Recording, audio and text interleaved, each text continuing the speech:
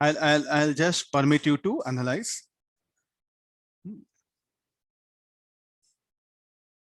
Okay, better not to stop recording. Now, how to find out the capacitance of this system between terminals X and Y.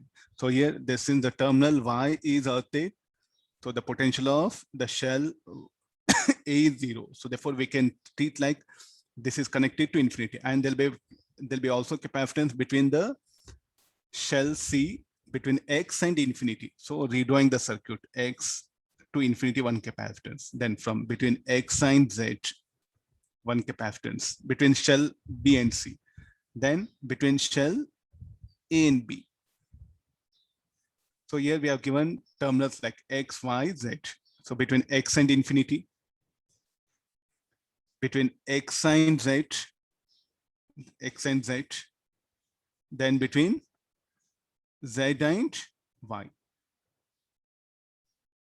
Between Z and Y, that one. So Y is connected to infinity because it's earthed, no? So therefore I am bringing it here, the connection. Then if you just put this, it'll be in series like this. So the effective, these two are in series with this one. We have to find out effective capacitance here. Our things are here.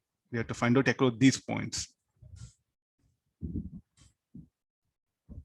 Better put it here. So across these points, we have to find out effective capacitance. So for that, first we'll go for what is the capacitance between the shells C and the infinity, or between X and infinity will be 4 pi F naught C. Between YZ, 4 pi F naught A. Between two concentric shells, there's a formula 4 pi F naught AB by B minus A. Between XZ will be 4 pi F naught BC by C minus B. So these two are in parallel. Then these two are in series, effective capacitance CXY. Calculating will get this much. Now these two, the effective capacitance of these two is in parallel with this. So I have to add up. Solving will get this one. So what is the basic idea here?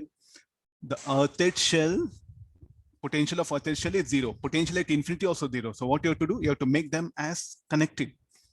So the shell Y will be connected to infinity. So in terms of potential, again, don't say like, sir, I'm not seeing any wire from shell to infinity.